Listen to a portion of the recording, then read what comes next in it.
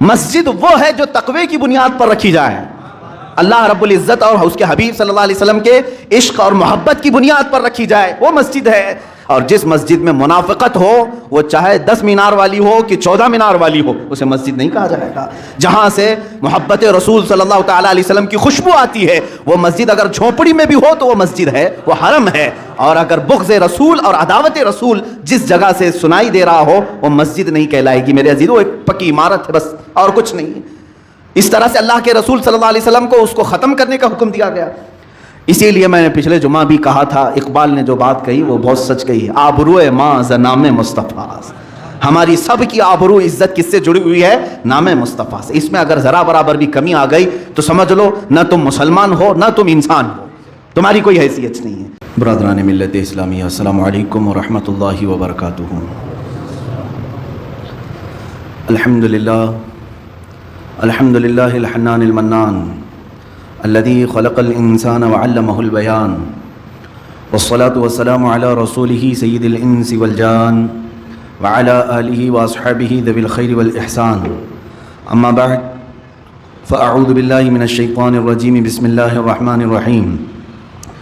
إن المنافقين يخادعون الله وهو خادعهم، وإذا قاموا إلى الصلاة قاموا كسالى يراءون الناس ولا يذكرون الله إلا قليلا، مذبذبین بین ذلک لا الہ ہؤلاء ولا الہ ہؤلاء، صدق اللہ مولانا العظیم وبلغنا رسولہ النبی الامین المتین المختار الکریم، ونحن علی ذلک لمن الشاہدین والشاکرین والحمد للہ رب العالمین۔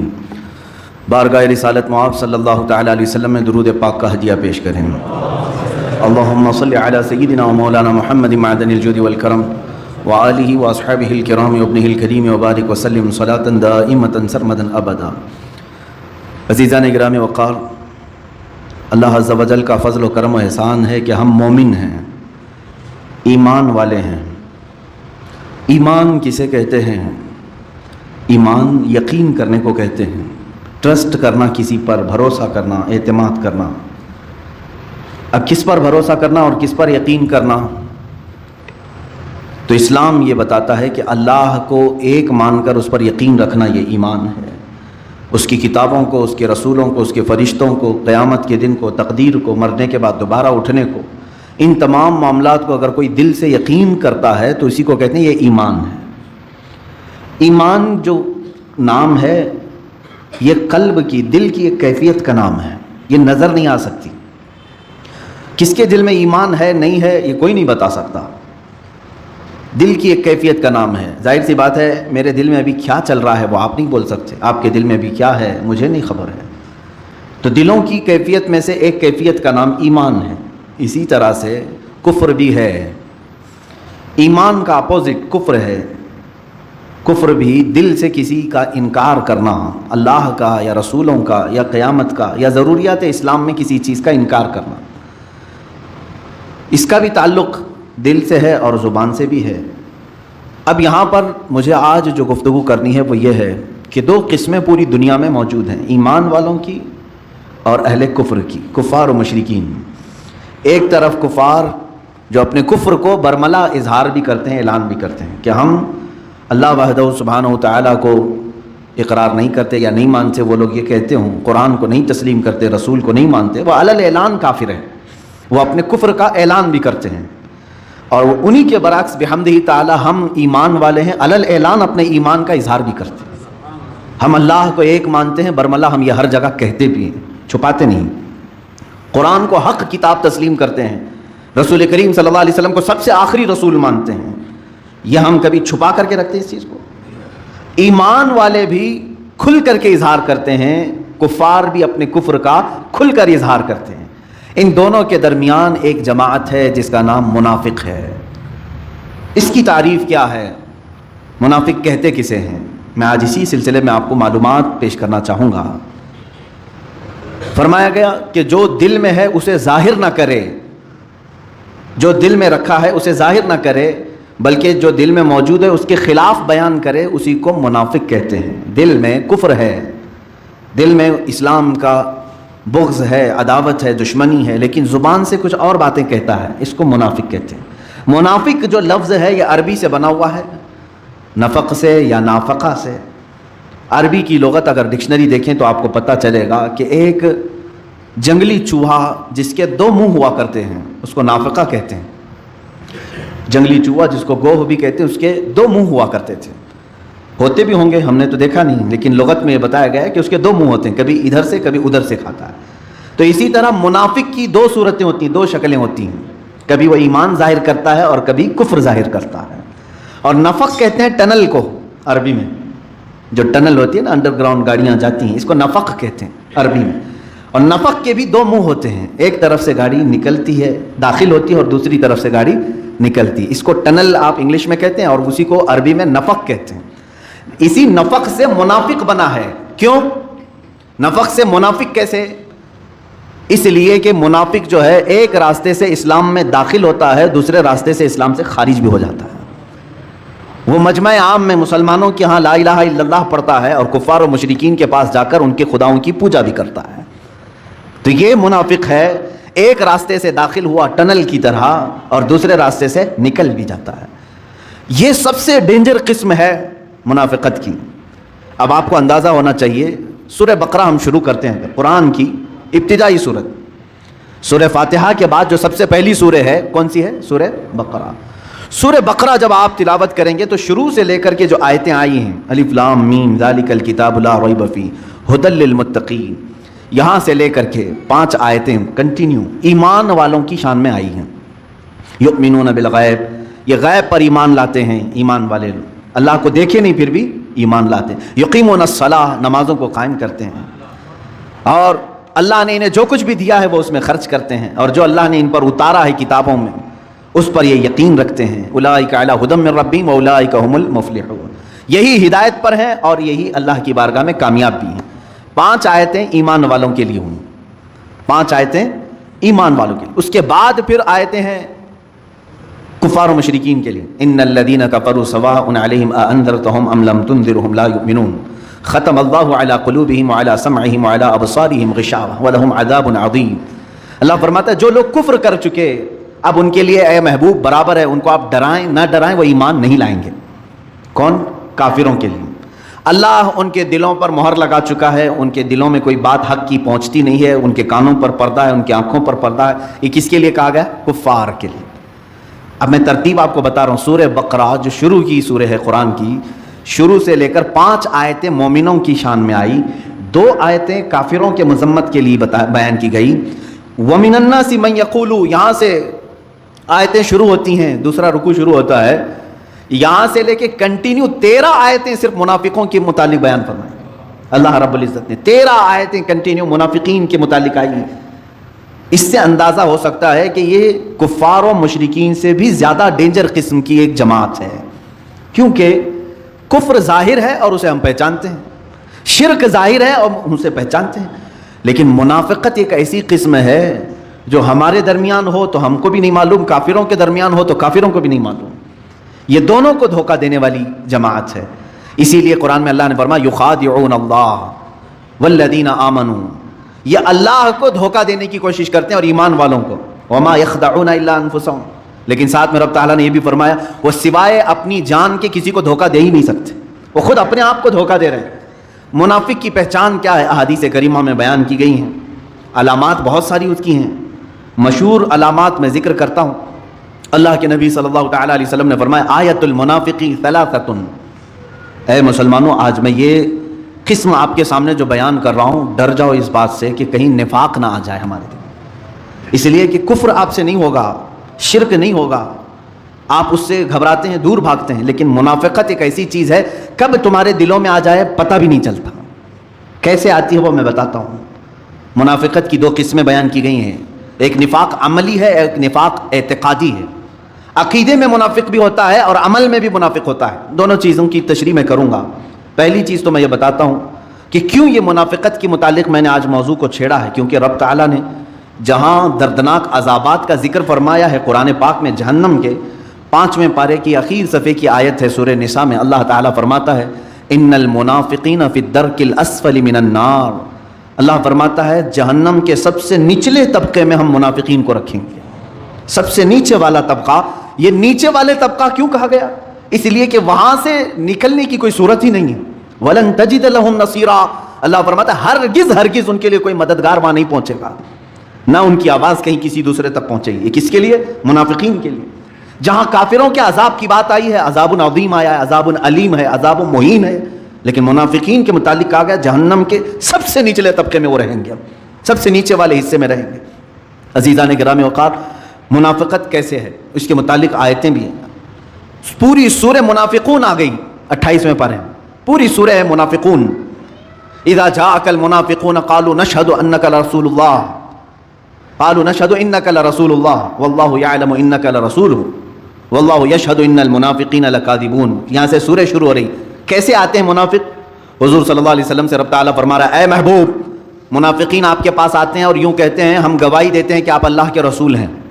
یہ کہتے ہیں آپ اللہ کے رسول ہیں, اور رب تعالیٰ فرماتا ہے اللہ ضرور جانتا ہے کہ آپ اللہ کے رسول ہیں, لیکن اللہ اس بات کی گواہی دیتا ہے کہ منافق جھوٹ بول رہے ہیں. وہ آپ کو آخری رسول نہیں تسلیم کرتے ہیں, وہ تو صرف جنگوں میں موجود مال غنیمت حاصل کرنے کے لیے آپ کے پاس آ رہے ہیں.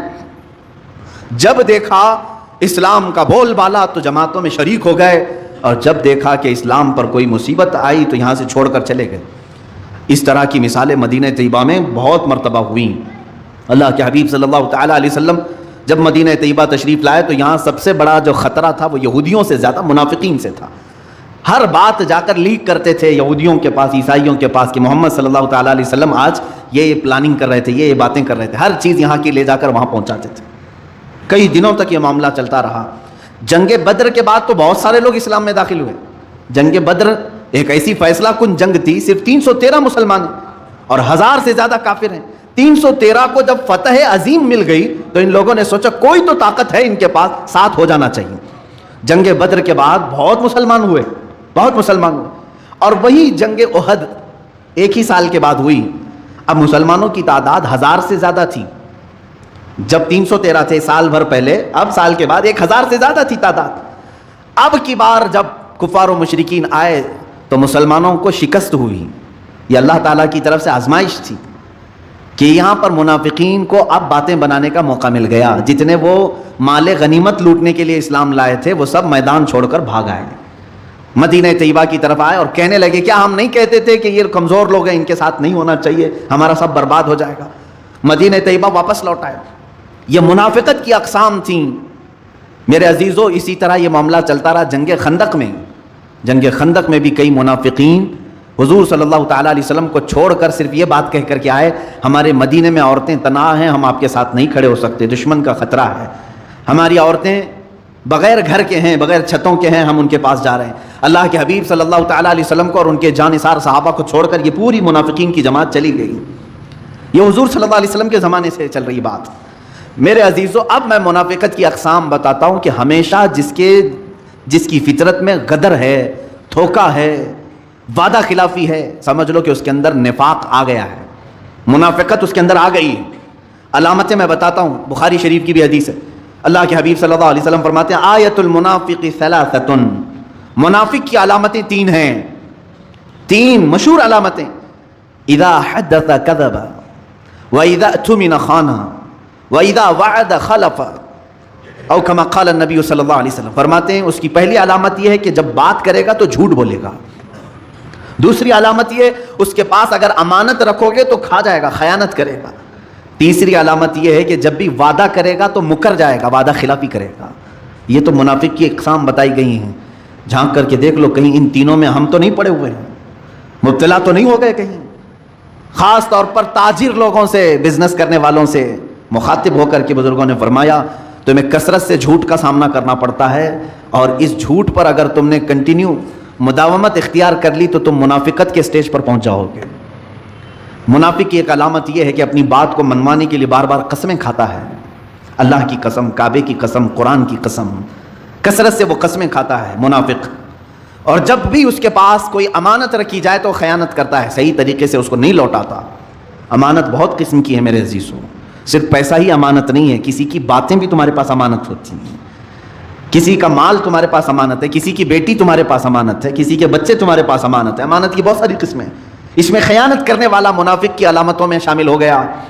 اور جب کبھی وعدہ کرے تو وعدہ خلافی کرتا ہے. وعدہ کرتا ہے کہ میں فلاں تاریخ کو آپ کو پیسے دے دوں گا، میں فلاں تاریخ کو آپ سے ملاقات کر لوں گا، فلاں تاریخ کو یہ کام کر لوں گا، اور پھر مکر جاتا ہے۔ فرمایا گیا اس کے اندر منافقت آ گئی ہے۔ یہ نفاق کی 3 بڑی علامتیں ہیں، بڑی علامتیں ہیں۔ اب جو 13 آیتیں میں نے جس کا ذکر کیا سورہ بقرہ میں، شروع سے لے کر دوسرے رکوع سے تیسرے رکوع تک اگر آپ پڑھیں گے، اللہ تعالیٰ نے صاف صاف ان کے طریقے بیان کیا ہے۔ یہ خود میں خوش رہتے ہیں کہ ہم سب کو دھوکہ دے رہے ہیں، ہم صحیح ہیں باقی سب غلط ہیں، ہم سب کو ٹوپی پہنا چکے ہیں، وہ یہ خیال میں رہتے ہیں۔ اللہ ان کی اس چیز کو مسلمانوں کے سامنے کھل کر کے بیان کیا ہے۔ وہ خود اپنے زوم میں مبتلا رہتے ہیں کہ ہم سب کو دھوکہ دے رہے ہیں، حالانکہ اللہ ان کے دھوکے سے ہر مسلمان کو بچاتا بھی ہے۔ اللہ تعالیٰ محفوظ رکھتا ہے۔ اگر منافقین کے دھوکے سے ہم محفوظ نہیں رہتے تو یہ کب کے اسلام کی جڑیں کاٹ چکے ہوتے ہیں، کیونکہ یہ چوہے کی طرح داخل ہوتے ہیں جماعتوں میں اور قطر بھی نہیں کرتے ہیں۔ اگر ان کو کامیاب ہی ہونا ہوتا تو 14 صدیوں تک اسلام کا یہ پودا نہیں لہلہا ہوتا۔ یہ کاٹ چکے ہوتے ہیں، یہ اپنی تمام تر کوششیں کر چکے ہوتے ہیں، بظاہر یہ کامیاب دکھتے ہیں، لیکن مولا تعالیٰ ان کو خائب و خاسر اور ذلیل کرتا ہے ہر زمانے میں، ہر زمانے میں۔ میرے عزیزو، منافقت سے ہمیشہ بچنے کی کوشش کرو اور دعا کرتے رہو کہ اللہ میرے دل میں کبھی منافقت نہ آئے۔ یہ آتی کیسے ہے؟ اس کا سارا دار و مدار محبت رسول پر ہے۔ اگر یہاں ہلکی سی بھی بات خرابی آ گئی تو سیدھے اس کے اندر منافقت آ جائے گی۔ اگر نبی کی بات کو، میرے آقا صلی اللہ تعالیٰ علیہ وسلم کی بات کو ہلکا سمجھ لیا، کمتر سمجھ لیا، سمجھ لو کہ وہ گر گیا ایمان کے درجے سے اور منافقین میں آ گیا۔ ایک صحابی ہیں حضرت عمرو بن سعید رضی اللہ تعالیٰ عنہ، عمرو بن سعد یا عمرو بن سعید ہیں، یہ ان کا چچا تھا جلاس۔ یہ دونوں لوگ مدینہ طیبہ کے کنارے رہتے تھے۔ جلاس جو ہے حضور صلی اللہ تعالیٰ علیہ وسلم کی مجلس میں ہمیشہ حاضر رہنے والا، اور وہ اپنے چھوٹے بھتیجے کو عمرو کو لے کر کے بارگاہ رسول صلی اللہ تعالیٰ علیہ وسلم میں حاضر ہوتا تھا۔ جب بھی حضور صلی اللہ تعالیٰ علیہ وسلم کے جماعت میں حاضر ہو تو یہاں پر جو جو باتیں سنی جاتی تھی اس پر عمل کرنے کی کوشش کرتے۔ عمیر بن سعد، عمیر بھتیجے کا نام، یہ چھوٹی عمر کے تھے۔ چچا خود ہاتھ پکڑ کر کے بارگاہ رسول میں لے کر کے آتا تھا۔ ایک دن ایسا ہوا کہ چچا نہیں آیا، جلاس بن سویت یہ نہیں آیا، بھتیجا عمیر بن سعد یہ بارگاہ رسول میں حاضر رہا، اور حضور اکرم صلی اللہ علیہ وسلم نے اس دن ایک بشارت سنائی، اے لوگوں ان قریب اللہ تعالیٰ قریش پر ہمیں فتح عظیم عطا کرے گا اور ہم خانہ کعبہ شان سے داخل ہوں گے۔ حضور صلی اللہ علیہ وسلم جب یہ بشارت دیے، چھوٹی عمر تھی عمیر بن سعد کی، خوشی سے دوڑتے ہوئے آئے اور اپنے چچا جلاس بن سویت کو آ کر کے کہا، چچا چچا معلوم ہے آپ کو آج اللہ کے رسول صلی اللہ علیہ وسلم نے کیا فرمایا؟ کہا کہا اللہ کے رسول نے فرمایا کہ ان قریب اللہ قریش پر انہیں فتح عظیم عطا کرے گا، شان سے وہ داخل ہوں گے۔ جلاس بن سویت نے کہا ہے اگر محمد کو فتح ہو گئی تو ہم گدھے سے بدتر کہلائیں گے۔ دل کا منافق تھا، حضور صلی اللہ علیہ وسلم کے بارے میں کہہ گیا، جبکہ وہ مجلس رسول میں کنٹینیو حاضر ہونے والا شخص اور اپنے بھتیجے کو پکڑ کر کے لانے والا شخص۔ عمیر بن سعد نے کہا چچا آپ ہی تو مجھے لے کر جاتے تھے۔ کہا لے کر جاتا تھا لیکن بڑی بڑی باتیں مت کرو، محمد کی بات اور ہے، قریش کی بات اور ہے۔ عمیر بن سعد وہاں سے فوراً بھاگتے ہوئے نکل آئے کہ چچا کا دماغ خراب ہو گیا ہوگا، یا تو یہ اب تک نہیں جانتے تھے۔ اب بتائیں بھتیجا خود چچا کی منافقت کو نہیں سمجھ پا رہا تھا۔ عمیر بن سعد بارگاہ رسول میں حاضر ہوئے، صحابہ بیٹھے ہوئے تھے، یہ چھوٹی عمر کے تھے، بڑے صحابہ تھے، حضور صلی اللہ علیہ وسلم کی بارگاہ میں کھڑے ہو کر کے بار بار کچھ کہنے کی بات کر رہے ہیں، کچھ عرض کرنے کی بات کر رہے ہیں، موقع نہیں مل پا رہا ہے۔ جلاس کو اپنے چچا کو بول کر کے آئے تھے میں آج تیرا بھانڈا پھوڑوں گا، پوری طرح سے تیری پول کھولوں گا، حضور اکرم صلی اللہ علیہ وسلم کی بارگاہ میں جا کر بیان کروں گا۔ وہ گھبرا بھی گیا لیکن بچہ اب دوڑتے ہوئے آ گیا۔ اب یہاں پر تھوڑی دیر کے بعد بار بار وہ اٹھ رہے ہیں، اپنی گردن اٹھا رہے ہیں، تو حضور نے فرمایا کیا کہنا اٹھو؟ حضور صلی اللہ علیہ وسلم نے موقع دیا تو کھڑے ہوئے کہا کہ حضور ایک بات عرض کرنی ہے، میرا چچا منافق ہے۔ جلاس بن سویت سب کے کان کھڑے ہو گئے۔ جلاس بن سویت سب کی نظر میں ایک نیک شخص تھا، عمر والا شخص تھا، پابندی صوم و صلات، نماز اور روزوں کا بڑا پابند شخص، اور ایک بچہ ایسا کہ صحابہ نے بٹھا دے، بیٹھ جا، لگتا ہے اس کے چچا نے مارا ہو رہا ہوگا، اس کے خلاف آ کے شکایت کر دیا، بیٹھ جاؤ۔ پھر وہ کھڑے ہوئے کہ نہیں یا رسول اللہ صلی اللہ علیہ وسلم میں گواہی دیتا ہوں۔ حضور صلی اللہ تعالیٰ علیہ وسلم بھی دیکھتے رہے ان کی طرف، بولو۔ اسی اسنا میں جلاس بن سویت دوڑتا ہوا آ گیا، چچا بھی آ گیا، آیا دیکھا ہے کہ شکایت کرنے کے لیے میرا بھتیجا کھڑا ہے، روتے روتے آیا بارگاہ رسول میں، کہا یا رسول اللہ صلی اللہ علیہ وسلم آج گھر میں یہ تاخیر سے آیا, میں نے ایک تماچا لگایا تو یہ کہا کہ میں تمہارے خلاف حضور سے شکایت کرتا ہوں, پتہ نہیں میرے بارے میں کیا آ کر کے کہا. صحابہ نے کہا نہیں, ہم کہہ رہے تھے کچھ تو گھر میں جھگڑا ہوا ہوگا اور یہ آ کر کے اس پر اتنا بڑا الزام لگا دیا.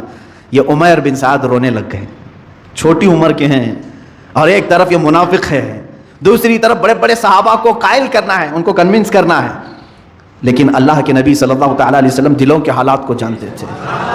اللہ کے نبی صلی اللہ علیہ وسلم نے فرمایا عمیر تم بولو تمہاری بات کیا ہے. عمیر بن سعد نے پوری بات بتائی. میں مجلس سے اٹھ کر کے جب گیا تو میرے چچا نے ایسی ایسی بات کہی. اللہ کے حبیب صلی اللہ تعالیٰ علیہ وسلم نے اپنی گردن جھکا لی, ان کی بارات میں کچھ نہیں کہا. عمیر بن سعد کی حمایت میں ایک جملہ بھی نہیں فرمایا. صحابہ جواب کے انتظار میں, جلاس کھڑا ہے. اچانک جبرائیل امین آیت لے کر کے آتا ہے, وَلَقَدْ قَالُوا كَلِمَةَ الْكُفْرِ وَكَفَرُوا بَعْدَ إِسْلَامِهِمْ. اللہ نے فرمایا اے حبیب یہ سچ کہہ رہا ہے, یہ کافر ہو چکا ہے اسلام لانے کے بعد جو آپ کی شان میں گستاخی کر رہا تھا. قرآن کی آیت آئی 10ویں پارے میں, اللہ تعالیٰ کے حبیب صلی اللہ علیہ وسلم نے فرمایا عمیر بن سعد کی گواہی اللہ نے قبول فرمائی ہے. عزیزان گرامی وقار, کسی بھی منافق کو اگر آس پاس پاؤ تو کھل کر کے اس کا اظہار کرو. کوئی تمہاری بات مانے نہ مانے, اللہ تمہاری تائید میں ہے, اللہ تمہاری حمایت میں ہے. اسی لیے میں آج کہتا ہوں منافقین اگر ہماری جماعت میں کہیں نظر آئیں تو اس کا اظہار ہو, بتا دیا جائے کہ اے مومنین ان منافقین سے بچو جو بظاہر تمہیں اسلام کے نام پر گمراہ کریں گے اور لے جا کر کے کسی اور کی گود میں ڈال دیں گے, تمہیں جہنم کے راستے پر لگا دیں گے. عزیزان گرامی منافقین کی اور علامتیں جو قرآن پاک نے بیان کی وہ سنیں آپ. اللہ کے حبیب صلی اللہ تعالیٰ علیہ وسلم نے ایک وقت ایسا بھی آیا کہ جب مدینہ رسول میں مسجد نبوی میں نام لے لے کر کے حضور صلی اللہ علیہ وسلم نے ان کو اٹھایا. اب آپ یہ کہتے ہوں گے کہ کسی بھی جماعت کے خلاف, کسی بھی مکتب فکر کے خلاف آپ لوگ کیوں بولتے ہیں؟ میرے عزیزو سنو, باضابطہ مدینہ طیبہ میں مسجدیں بھی بننے لگی تھیں, ایک مسجد نبوی ہے, اور منافقین جب کھل کر کے کچھ نہیں کر پا رہے تھے تو ایک مسجد انہوں نے الگ سے بنانا شروع کیا, ایک الگ سے اپنا مرکز بنا رہے تھے, اور مسجد قباء کے قریب کہ وہاں سارے لوگ اپنے جمع ہو کر کے گرو گھنٹہ فیصلے کریں گے حضور صلی اللہ علیہ وسلم کے خلاف. اس کو مسجد درار کہتے ہیں, قرآن پاک میں ہے.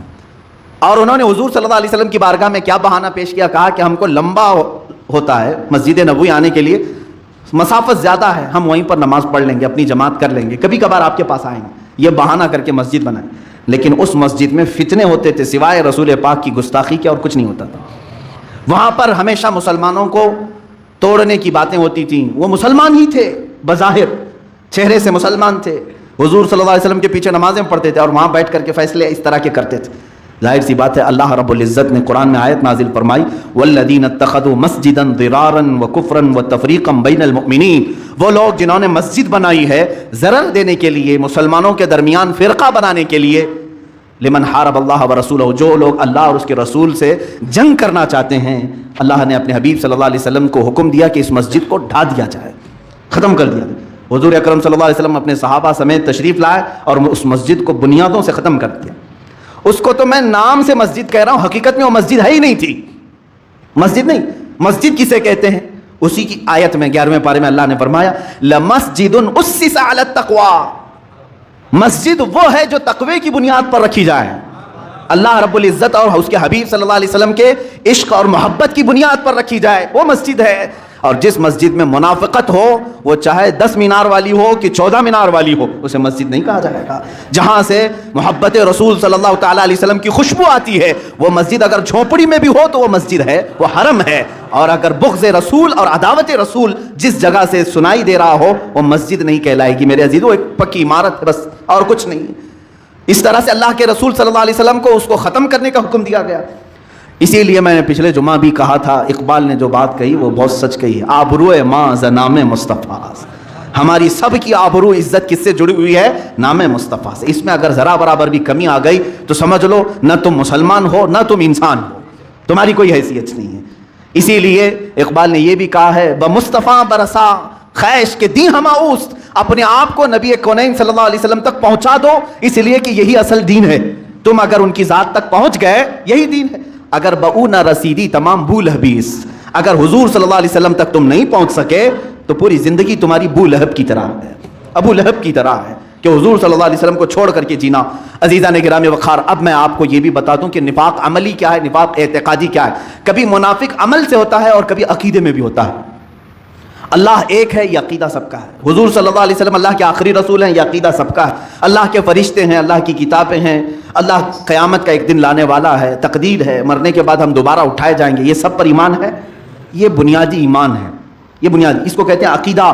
اس میں ذرا برابر رد و بدل نہیں ہوگا، یہ عقیدہ ہے۔ کچھ عمل ہیں، عمل جیسے نماز ہے، روزہ ہے، زکوٰۃ ہے، حج ہے، یہ سب کیا ہے؟ یہ عمل ہے۔ عمل کہتے ہیں ایکٹیویٹیز، آپ کر کے دکھا رہے ہیں۔ اللہ ایک ہے، آپ کر کے کچھ نہیں دکھانا ہے، آپ کو دل میں ماننا ہے۔ فرشتے ہیں اللہ کے، آپ کو کر کے کچھ نہیں دکھانا ہے، دل میں ماننا ہے۔ ایمان دل کا نام ہے اور اسلام یہ عمل کا نام ہے۔ عمل میں اگر کوتاہی کرتا ہے کوئی بندہ تو بزرگوں نے فرمایا کہ اس کے اندر عمل کا منافق آ گیا ہے۔ یعنی ایمان تو دل میں ہے، کہتا ہے اللہ میرا سب سے بڑا ہے، لیکن اسی کی عبادت میں نہیں آتا، تو گویا کہ یہ عمل کا منافق ہے، عملی منافقت اس کے اندر آ رہی ہے۔ اسلام کو سب سے بلند و بالا مذہب سمجھتا ہے، قرآن کو اللہ کی سب سے سچی کتاب سمجھتا ہے، سب سے آخری کتاب سمجھتا ہے، لیکن اس کی طرف کبھی ہاتھ بھی نہیں لگاتا۔ تو قول اور عمل میں اس کے مخالفت ہے یا نہیں؟ کہتا کچھ اور ہے، کرتا کچھ ہے۔ اس کے لیے کہتے ہیں یہ نفاق، عملی نفاق ہے۔ اس کا گناہ یہ ہے کہ قیامت کے دن اللہ تعالیٰ اگر یہ توبہ کر کے مرا تو معاف بھی فرمائے گا اللہ تعالیٰ۔ یعنی نماز نہیں پڑھتا تھا، روزے نہیں رکھتا تھا، زکوٰۃ میں کچھ خرابی آئی، اسلام کے خلاف کچھ عمل کرتا تھا تو گناہ کبیرہ ہے، لیکن اگر توبہ کر کے مرے گا تو اللہ تعالیٰ اسے معاف بھی فرمائے گا۔ اور اگر توبہ کر کے نہیں مرا تھا تو قیامت کے دن اگر اس کی سزا میں جہنم آ گئی تو جہنم میں جائے گا، لیکن ایک نہ ایک دن وہاں سے نکالا جائے گا۔ یہ نفاق عملی کی بات کر رہا ہوں، عمل میں اگر نفاق آیا تھا تو۔ اور اگر عقیدے میں منافقت آ گئی، وہ کیسے؟ کہتا ہے اللہ ایک ہے ہمارے سامنے، اور ہندوؤں کے پاس کہتا ہے جتنے تمہارے خدا ہیں اتنے میرے بھی ہیں، عیسائیوں کے پاس کہتا ہے تمہارے ہاں 3 ہیں، میں بھی 3 کو مانتا ہوں۔ تو یہ اعتقادی منافق ہے، یعنی سب کے پاس جہاں گیا ویسا رنگ ڈال دیا، یہ منافق اعتقادی ہے۔ قادیانیوں کے پاس گیا، کہا کہ تمہارا جو آخری نبی تم جس کو غلام احمد قادیانی رسول مانتے ہو، میں بھی اس کو رسول مانتا ہوں، محمد صلی اللہ علیہ وسلم ان کو بھی میں رسول مانتا ہوں۔ یہ منافق اعتقادی ہے، اس کی بخشش نہیں۔ یا اگر بغیر توبہ کے مرا تو قیامت کے دن اللہ تعالیٰ ہمیشہ ہمیشہ کے لیے اسے جہنم کے سب سے نچلے طبقے میں داخل کرے گا، سب سے نچلے طبقے میں داخل کرے گا۔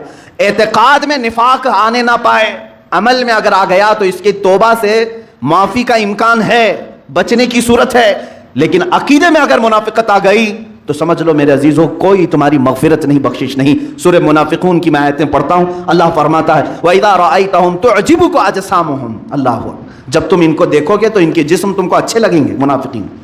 وَإِن يَقُولُوا تَسْمَعْ لِقَوْلِهِمْ كَأَنَّهُمْ خُشُبٌ مُّسَنَّدَةٌ، اللہ فرماتا ہے جب وہ بولیں گے تو تم کو ان کی باتیں اچھی لگنے لگیں گی، وہ ایسا ٹال مٹول کر کے بولیں گے کہ تم کو ان کی باتیں اچھی لگیں گی۔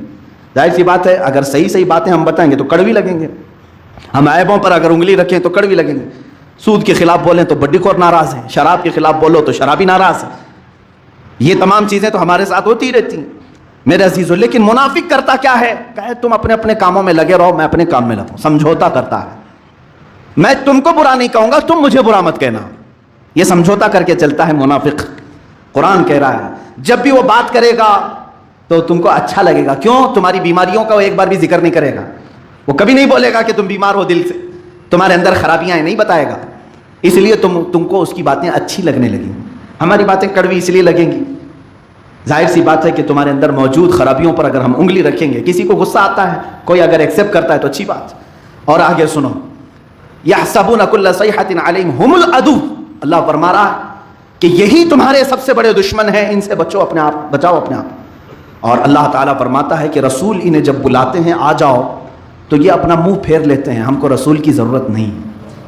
اور اللہ تعالیٰ فرماتا ہے سواء علیہم استغفرت لہم ام لم تستغفر لہم لن یغفر اللہ لہم، اے رسول آپ ان کو بلا کر کے بخشش کی دعا کریں یا نہ کریں، اللہ ان کو کبھی معاف نہیں کرے گا۔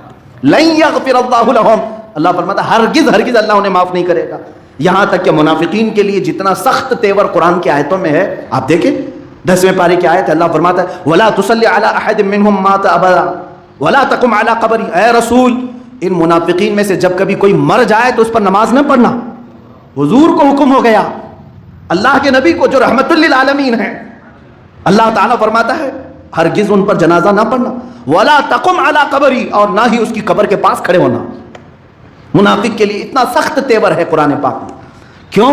یہ ہمیشہ اسلام کی جڑیں کاٹنے کی کوشش کرتا رہا، لوگوں کو ورغلاتا رہا، اسلام کے خلاف ان کے دلوں میں زہر گھولتا رہا۔ میرے عزیزو، یہ تمہیں معلوم نہیں پڑتا زندگی بھر، اس لیے ایسوں کی دوستی سے محفوظ رہو جو اسلام کی خرابیاں بیان کرنے کے لیے بیٹھتے ہیں۔ میں تو کہتا ہوں بہت ساری مجلسوں میں یہ شکایتیں بھی ہوتی رہتی ہیں، کل ہی میرے ساتھ ایک ایسا معاملہ ہوا، ارے ہم سنیوں کا معاملہ ایسا ہے، اتنے خراب ہو گئے اتنے خراب ہو گئے۔ کیوں تم لوگوں کے ذہن و دماغ میں سنیت کو خراب کرنے کی کوشش کر رہے ہو؟ دوسروں کی تعریف بیان کرنا، اہل سنت و جماعت کو کمتر بیان کرنا، یہ منافق ہے، منافق ہے جو تمہیں راہ راست سے ہٹانے کے لیے اس کی کمزوریاں بیان کرے گا۔ سیم اس کی مثال یوں ہے، سمجھ لیجئے میں ایک مدرسے میں پڑھ رہا ہوں، جی جان سے پڑھ رہا ہوں، اچھی پڑھائی ہو رہی تھی، لیکن آپ آئے گھنٹہ بیٹھ کر کے میرے دماغ میں باتیں ڈالنے لگے، اس مدرسے کی یہ خرابی ہے، یہ خرابی ہے، یہاں ایسا پکتا ہے، یہاں ایسا ہوتا ہے، دماغ گھوم گیا۔ ارے نہیں، دوسری جگہ جاتے ہیں، ہمارے طلبہ کے ساتھ ہوتا ہے ایسا، اکثر چھوڑ دیتے ہیں، دوسری جگہ جا کر دیکھتے ہیں۔ اسی طرح کا معاملہ منافقین تمہارے دین کے ساتھ کرتے ہیں۔ سنیت، اہل سنت، یہ دیکھو یہ کیا کیا کر رہے ہیں۔ میرے عزیزو، اہل سنت و جماعت لوگوں کا نام نہیں ہے، عقیدے کا نام ہے۔ لوگ سب شرابی ہو جائیں، اہل سنت و جماعت پر کچھ فرق نہیں پڑے۔ اہل سنت و جماعت حقانیت کا نام ہے، حقانیت کا نام ہے۔ لوگوں میں اگر خرابی آ گئی تو اس سے اس کا کیا فرق؟ سورج پر اگر آپ الزام لگائیں گے تو یہ بے وقوفی ہے۔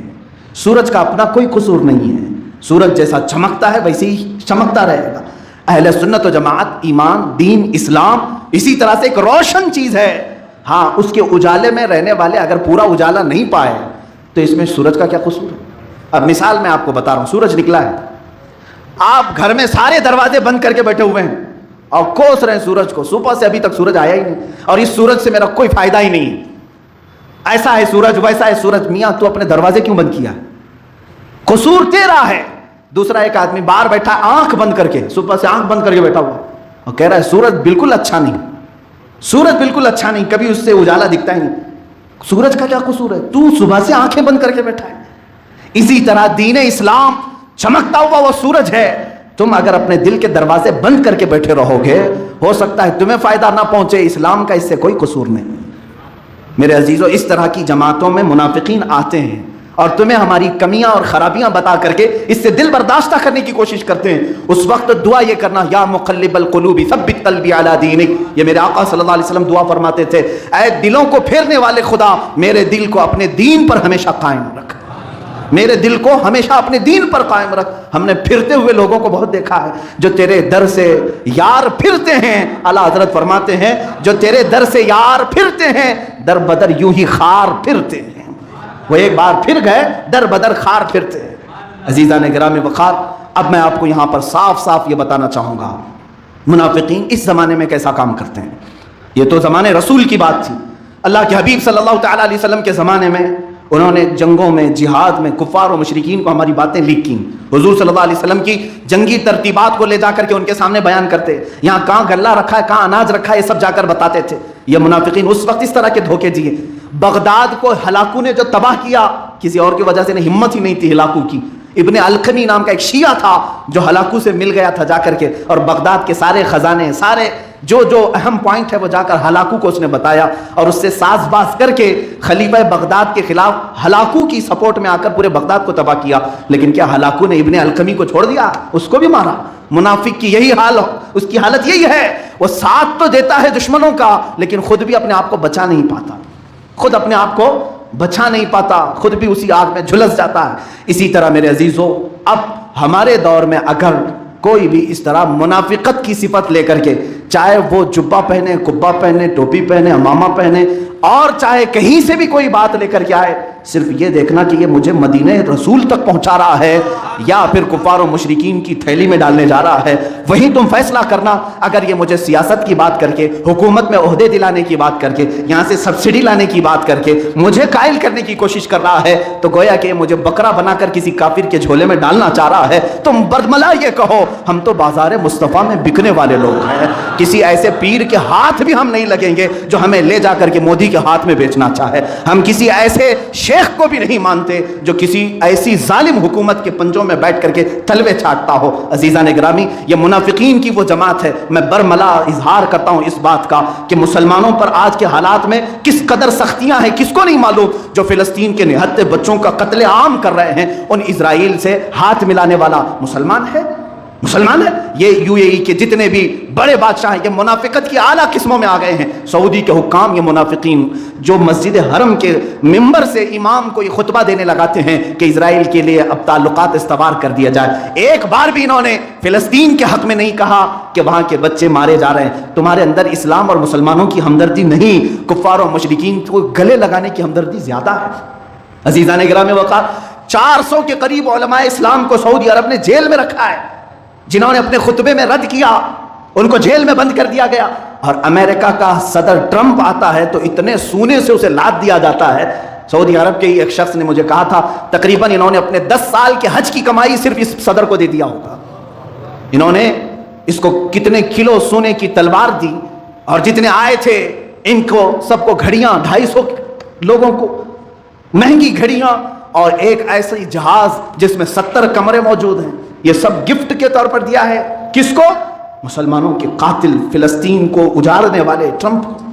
اور کبھی ایک طرف دیکھو تو ائمہ کرام علماء اسلام کو جیل کی سلاخوں میں بند رکھا گیا. جو دعوت اسلام دیتے تھے انہیں آج بھی سڑایا جا رہا ہے جیلوں میں. اس کو کہتے ہیں میرے عزیزو منافقت. جو دولت اور ہوس اور لالچ کی وجہ سے اسلام کے یہ دشمن ہیں, ان کے سفید جبوں کو نہ دیکھنا, ان کے اقال اور ان کے تمام شماغ کو نہ دیکھنا. یہ وہ لوگ ہیں جو قاتلین مسلمین ہیں, مسلمانوں کے قاتل ہیں.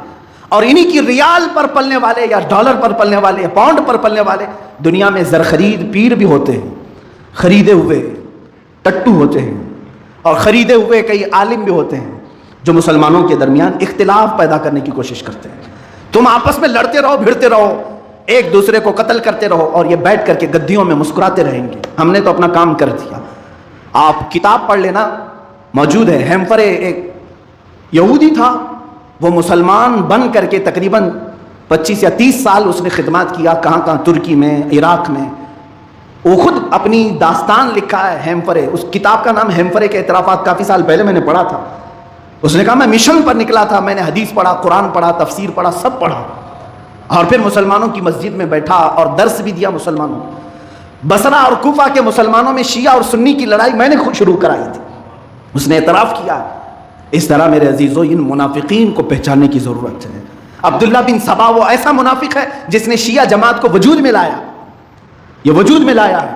مسلمانوں میں کوئی فرقہ نہیں تھا, کوئی جماعتیں نہیں تھی, یہ لے کر کے آئے. آپ کب تک اس طرح سوتے رہیں گے؟ اپنوں میں سے کیوں نہیں پہچانتے آج؟ ایک بات یاد رکھنا, دین اسلام کے متعلق اعلیٰ حضرت رضی اللہ تعالیٰ عنہ نے فرمایا ہے کہ اگر حضور اکرم صلی اللہ تعالیٰ علیہ وسلم کی محبت کو چھوڑ کر کوئی تمہیں گستاخ رسول سے ہاتھ ملانے کی بات کرے, دین اسلام کے مخالفین سے ہاتھ ملانے کی بات کرے, اعلیٰ حضرت نے اپنی کتابوں میں لکھا پھر چاہے وہ تمہارا کتنا ہی عزیز کیوں نہ ہو, تمہارا باپ ہی کیوں نہ ہو, اسے ایسے نکال کر پھینکو جیسے دودھ میں سے مکھی کو نکال کر پھینکا. تمہارا اس سے کوئی تعلق نہیں ہونا چاہیے. ہمارا رشتہ رسول کریم صلی اللہ تعالیٰ علیہ وسلم سے. ارے میاں, ہمارے ہاں تو قانون ایسا چلا ہے اہل سنت و جماعت مارہ متحرہ کے, وہ سادات اعظام جہاں سے اعلیٰ حضرت بیعت ہوئے, خاندان میں کچھ لوگ شیعہ ہوئے تو خاندان کے ہی سادات نے علل اعلان یہ ذکر فرمایا کہ ان کا ہمارے خاندان سے کوئی تعلق ہی نہیں ہے, جبکہ وہ اس خاندان کے لوگ تھے. ختم کر دیا کہ جب تمہارا رشتہ ہمارے سے خون کا ہے تو ظاہر سی بات ہے اس سے افضل رشتہ محبت رسول کا ہے. اگر اس میں کمی آئی تو تمہارا ہمارے خاندان سے کوئی تعلق نہیں. ہم اس اہل سنت و جماعت کے پلیٹ فارم پر ہیں. ہمارے ہاں شخصیتیں اہم نہیں ہیں, ٹوپیاں داڑیاں اہم نہیں ہیں, ہمارے ہاں محبت مصطفیٰ اہم ہے. اگر گدڑی پہننے والا عاشق رسول ہے تو ہمارے سروں کا وہ تاج ہے, اور اگر جبے قبے پہننے والا گستاخ رسول ہے, چاہے وہ کسی بھی مسجد یا خانقاہ کی گدی پر ہی کیوں نہ بیٹھے, ہمارا اس سے کوئی تعلق نہیں. جو مسلمانوں کو بیچنے کی بات کرے, لے جا کر کے فروخت کرنے کی بات کرے, چند پیسوں میں اور سکوں میں بک جائے, میرے عزیزو ایسے کہ ہاتھ میں ہاتھ ہرگز نہ دینا. یہ منافقین ہیں, ان کو پہچانو اور منافقت سے توبہ کرو. اس لیے کہ جتنے اولیاء کاملین آئے سب کی دعاؤں میں دیکھ لینا, وہ روتے روتے یہ دعا کرتے تھے, اے اللہ کفر تو شرک سے تو میں بچ جاتا ہوں, لیکن دل میں کبھی منافقت آ گئی تو یہ معلوم نہیں پڑتا. اے رب ذوالجلال میرے دل کی نفاق سے تو حفاظت فرما. مسلمانوں اس سے دعا کرو کہ اللہ ہم کو منافقت سے بچائے, نفاق سے بچائے. دیکھو آج ہماری جماعت میں کچھ لوگ منافق آ کر کے مسلمانوں کا عقیدہ خراب کر چکے ہیں. عام نوجوان اب صحابہ کی شان میں گالیاں دینے لگا ہے.